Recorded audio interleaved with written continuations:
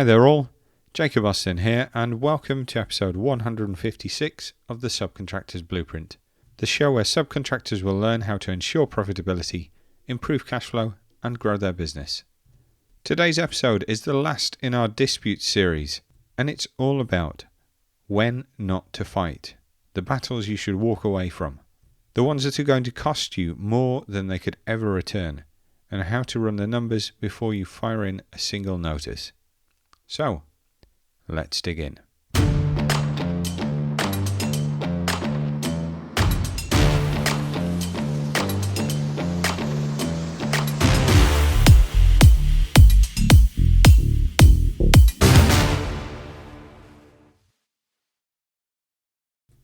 For 8 episodes now, I've handed you weapons, how to crystallize a dispute, how to run the adjudication machine, how to win the payment fight, and how to enforce a decision. Today, with the final episode, I'm going to teach you the hardest skill of the lot. And it's the opposite of everything we've covered so far. Knowing when to put the weapons down. Because even the best in this game don't win every fight. They pick the ones they can win. So now you know your options, you know the gate, you know how to build a case, run an adjudication, defend one, enforce one. Right now, you could be more dangerous in a dispute than most of the people you'll ever sit across the table from. But I'm going to end this series by taking one thing away from you. The idea that just because you can fight, you should. And this is the commercial truth that all good commercial operators and commercial decision makers should know. Winning is not the same as getting paid. Being right is not the same as being able to prove it. And a fight you can't collect on isn't a fight at all. It's not one worth having anyway. It's a donation to a lawyer or a claims consultant. The most dangerous operator in this industry isn't the one who fights everything that moves. It's the one that knows precisely which fights are worth it, and then walks away quietly from the ones that aren't. So today, before you ever fire another notice, I want you to think about the following 4 tests. 4 questions to run cold before you commit a single penny. And if a dispute fails these tests, then the sharpest, most commercial thing you can do is to not fight it. Test number 1 is the costs test. Does the maths actually work out? Remember, in adjudication, you carry your own costs, win or lose. That means your own advisors, your own experts, all the time that you put into preparing a claim, and of course the referral. So a dispute has a price tag on it before you've won a single thing. And the question is brutally simple. Is the sum that you're chasing worth what it's going to cost you to chase it? If you're owed 10 grand and fighting the fight properly is going to cost you 12, then winning is losing. You spent 12 grand to recover 10, and you've poured days of your own time and attention into that you could have spent out there in the wide world earning money. The number on the invoice is not the number that matters. The number that matters is what's left in your pocket at the end of the fight. So that is the sum that you need to run first. Sometimes a small debt, however much it might gall you, is simply cheaper to write off than it is to win. Or you look into super cost-effective methods like the money claims court, provided that you can establish that it's due properly first. Test number 2 is the relationship test. What's that fight worth set against what it costs you in future work?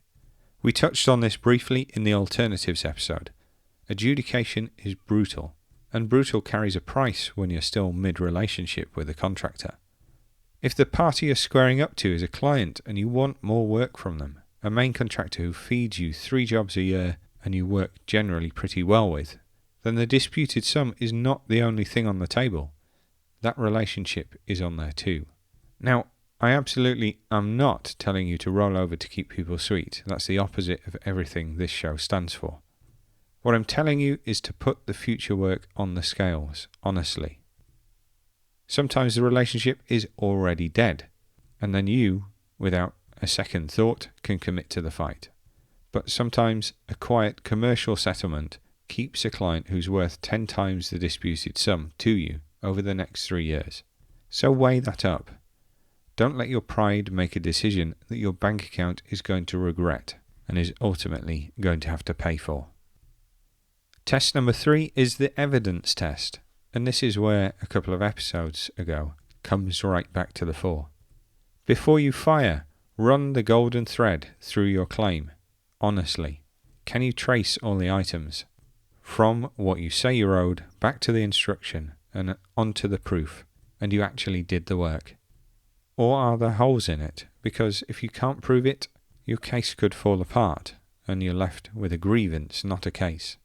And of course, those two things aren't the same. This is the hardest test to pass because it means being honest with yourself at the exact moment that you're angry and you're feeling wronged and you want somebody to pay. But of course, think of the adjudicator. They don't care how wronged you might feel. They care about what you can put in front of them to demonstrate your case. So audit your own evidence, your own bundle, before you commit to anything. If the thread is solid, then you're in a good position to fight, and fight hard. If it leaks like a sieve, then you either fix the records first, or you settle for what you genuinely can prove. But you shouldn't spend money, good money, adjudicating a case that you already know is going to lose. Feeling right isn't evidence. Test number 4 is a big one. This is the insolvency test. Is there actually money at the other end of it? I've mentioned this a few times throughout the series, but I'll land the point here with a bit more behind it. You can run the perfect dispute, crystallize it, build it, win it, enforce it, get your summary judgment. And if the company you've won against has no money left, you end up collecting nothing. Winning on paper and getting paid are two completely different things, and the gap between them has a name: insolvency. So before you spend, before you commit your time, look. Their enforcement records are sat with Companies House. Watch the warning signs. Payments slowing across the board, not just to you. Key people leaving. That site gossip about the contractor struggling. County court judgment stacking up against their name. Hand-to-mouth materials delivery, and skips that haven't been emptied for weeks. If a main contractor is sliding towards the wall, then a dispute against them is just you spending money to join a long queue of unsecured creditors. And if you're an unsecured creditor right at the back of that queue, you'll probably get pennies or nothing.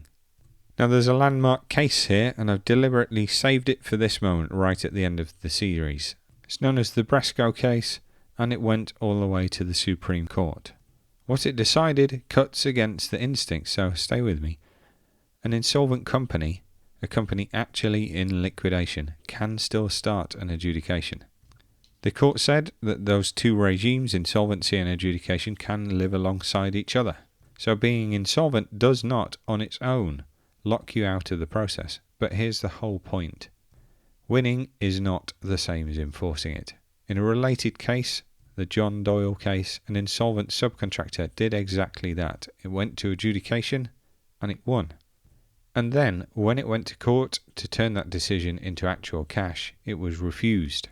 Because once insolvency is in the mix, the court won't simply rubber stamp the decision and hand over the money. It stands back and looks at the whole picture, if there are any counterclaims in play. And crucially, they've got to decide whether the other side could get their money back if the account turned the other way. If the decision was reversed, would the insolvent company pay up? And it can decide simply not to enforce.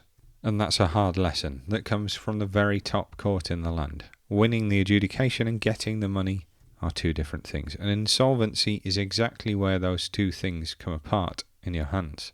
So this particular test can run both ways. If the contractor looks like they're going under, think very hard before you spend a penny chasing them, because you're just likely to be buying a place in a queue and seeing pennies on the pound return for all of the time and effort and fees you've just committed. Crucially, if you're the one in trouble, know that the door to your adjudication is still open to you, but the door to actually collecting the money is a great deal narrower than you'd probably hope. Before we consider this as part of a worked example, let me name the 4 things that make good, sharp people fight when every test on the list is telling them to walk away. Because it's almost never the numbers that talk you into the wrong battle. It's what's going on inside your head. The first is principle. If you're a person of strong principles, then the principle of being wronged by the contractor is one of the most expensive words in the industry. If you catch yourself saying that, it's the principle of the thing, then stop and have a good think. Because what you're really telling yourself is that you've stopped fighting to get paid, and you've started fighting to be proven right. And proven right is an expensive luxury with a price tag that you'd never willingly pay if you saw it written down, for no money in return. The other side knows that too, and they'll happily let you spend 24 grand of your own money to win a moral victory that's worth nothing at the bank. So if you fight, fight for the money, or don't fight. The second is sunk cost. You think we've already spent 5 grand getting this far, we're not going to stop now. When in fact, yes, you can. And that's the exact moment you have to think clearly. The 5 grand is gone, whatever happens. It's spent, whatever you choose to do next, so it isn't part of the decision anymore. The only question that still matters is whether the next pound you invest in winning this victory is going to come back to you with its best friends, and lots of them. If it isn't, then you're throwing more money down the drain, throwing good money after bad. And that doesn't do anything for the money that you've already lost, it just increases it. There's a powerful psychology behind this because as humans we naturally fear loss more than we value the gains. And that causes us to think and factor in unrecoverable past time and money into your decision making. Seeing that as a loss, it feels twice as painful as making the same amount of money. So we double down to avoid facing the reality of that loss. So you have to step back from the situation. You have to look at it as if you're advising a third party, a friend, on the exact same situation. Detached observers rarely fall for sunk costs. So you have to detach yourself from that decision so that you can see it for what it is. And good firms will walk away from sunk cost. Proud ones that can't see it for what it is can chase it straight over a cliff. The third thing is heat. Fighting angry. Fighting to punish somebody. To teach them a lesson. To make them feel hurt the way that you've felt hurt by them. And whilst I understand that, I really do, because some people out there behave appallingly. Anger is a catastrophic commercial advisor. It'll talk you into a fight that costs you far more than it ever costs them, and it'll see it as a victory. By all means, feel the anger. Just don't use it in your decision making. That call needs to be made stone cold, the next morning, a week later, whatever it takes, considering the facts on paper, not your emotions. The fourth thing is the mirror image of our relationship test, and it's every bit as costly. Fighting soft to protect a relationship that's already dead. Kidding yourself that if you just take the hit quietly one more time, the work will keep coming. Sometimes that might be true and the relationship test holds, but sometimes that relationship is finished and you're just not admitting it to yourself yet, and you're handing over money that you're owed to protect something that doesn't exist anymore. Be honest about which one it really is, so you're not paying to keep a client who's already gone. Every one of these 4 things is your own head talking you out of a good decision. When the feeling and the tests we mentioned before disagree with each other, trust the tests first. Let's put this in a scenario, because the right call here might not be the one that feels good in the moment. Picture a subby, and he's owed 25 grand by a main contractor, and he's genuinely owed it. He's got a clean account, decent records. They would very probably win an adjudication, but the warning signs are there flashing. Payments across the whole job have gone slow, and not just to them. Recently 2 of the contractor's QSs have walked, and the supplier mentions over a cup of tea that they've heard the contractor's in trouble. The instinct, and it's a powerful one, is to fight for the money that they're owed. They've demonstrated they've owed it, so why on earth should they take a penny less? And on the merits, they're completely right. But run the tests. The evidence test, they've passed. The cost test, 25 grand of a relatively simple dispute is worth chasing. But the insolvency test is screaming at them. If the contractor folds in the next couple of months, an adjudication is really going to mean spending on legal fees and adjudication fees to become an unsecured creditor, and you're owed 25 grand by a company with nothing left in it. They'd win the decision and then collect nothing, and critically be out on their costs on top of it. So here's the disciplined move, and it's not glamorous. They get on the phone and they do a deal. They take 18 grand now in cleared funds this week to settle the account in full. It's 7 grand less than they're owed, and it feels like a defeat, but it isn't, because just 2 months later the contractor goes under. And every other subby on that job, ones who were there holding out, insisting that they got paid the full amount, or the ones who just waited and did nothing, they're now standing in the creditor's queue holding a worthless account and worthless claim. Our subby has that money sitting in the bank. They didn't win the argument, but they won the only thing that mattered in this situation. They got paid. And that right there is knowing when not to fight and what that looks like. And you can actually use that framework to make your decision. Run the 4 tests cold. Do it on paper before you start a fight.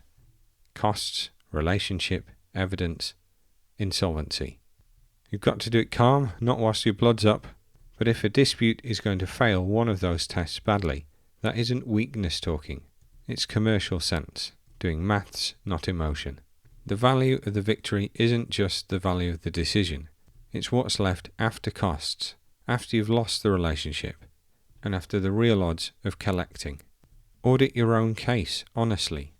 Run the golden thread test through it before you commit to adjudicating. If there's leaks in the case and you can't fix them, then it's time to settle. Don't fund a loss out of your own pride. Whereas, a fast, fair settlement is often the sharpest result on the whole board. 80% this week can beat 100% in 12 to 18 months, and it certainly beats 100% of nothing.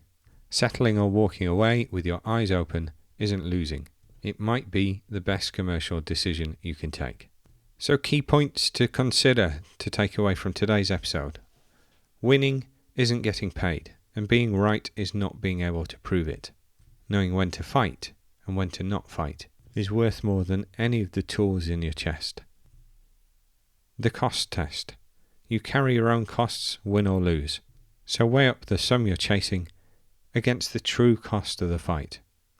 A small debt is sometimes cheaper to write off than win, and if you can negotiate 70% of the money without sitting in front of the adjudicator, you're probably up overall. The relationship test. Put future work on the scales. A quick settlement that keeps a client happy can be worth far more than your disputed sum. The evidence test. Run the golden thread through your own claim first. If you've got no proof, you've got a grievance rather than a case. The insolvency test. Check that there's money at the other side of the table before you spend on fees. The Brasco case confirms an insolvent company can adjudicate still, but winning and getting that decision enforced are different things.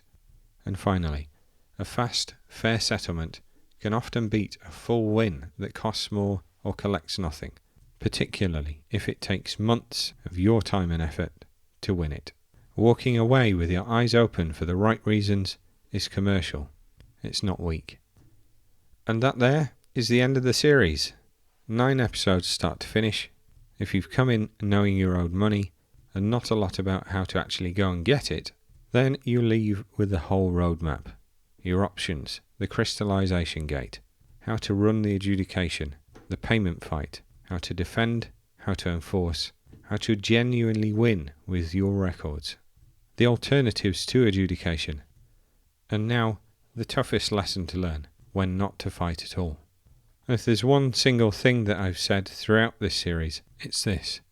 You don't win purely on being right. You win on being ready, on having the records that you've kept whilst nobody was watching, by having the notice in place that you've served on time, by reading the clauses before you needed to rely on. Those are the commercial hard yards it takes to win in adjudication. And now to add to that, you know the cold commercial judgment to know which fights are worth having in the first place. So that's the whole game, and it's now a game you can play. I hope that all helps. My mission with the podcast is to help the million SME contractors working out there in our industry. If you've taken some value away from today's episode, then I really need your help to share the show and pass that value on to somebody else who'd benefit from hearing it, so that it can help as many people as possible. And thanks for tuning in. If you like what you've heard and you want to learn more, then please do find us at www.subcontractorsblueprint.uk. And we're also on all your favourite socials, again at Subcontractors Blueprint. And remember, miss the contract detail and the commercial risk falls on you. Thanks all. I've been Jacob Austin, and you've been awesome.